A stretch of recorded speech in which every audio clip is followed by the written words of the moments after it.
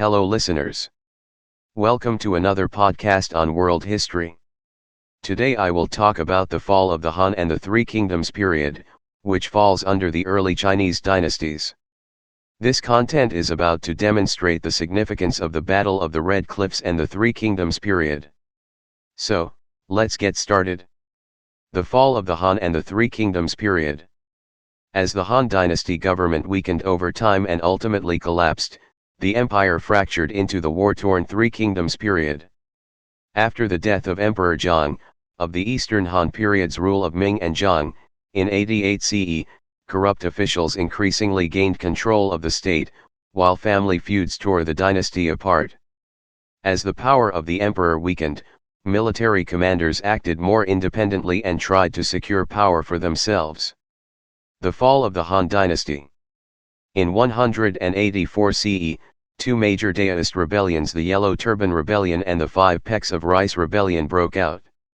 In order to fight these rebellions, Emperor Ling gave military commanders control over their own provinces, but this gave way to a long power struggle.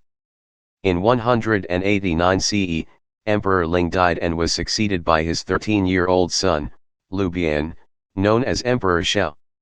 Empress Dowager He was regent, and her older brother, General-in-Chief He Jin, became the most powerful official in the court. He Jin wanted to exterminate the 10 attendants, a group of influential eunuch officials. He summoned General Dong Zhou to march on the city. The plot was discovered by the eunuchs, and He Jin was killed. In response, the emperor ordered indiscriminate killing of the eunuchs. The survivors kidnapped the emperor and fled, only to later commit suicide upon General Dong Zhou's arrival. The general would then replace Emperor Shao with the Prince of Shaniliu, known as Emperor Xian. Xian would be the last emperor of the Han dynasty. Dong Zhou was eventually assassinated and was succeeded by another warlord, Cao, who wanted to reunite the Han Empire by defeating the rebellious warlords.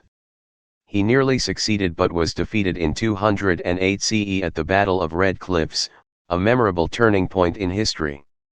With this defeat, most of the hope that the Han Empire would be reunited disappeared.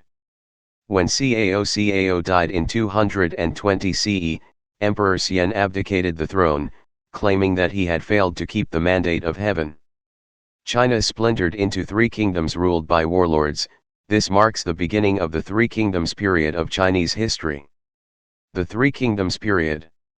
When the Han dynasty collapsed in 220 CE, no one was powerful enough to reunify China under a single emperor. The result was the period of the Three Kingdoms, which lasted until 280 CE, when the Jin dynasty took over. These three kingdoms, Wei, Shu, and Wu, battled for control in a long series of wars.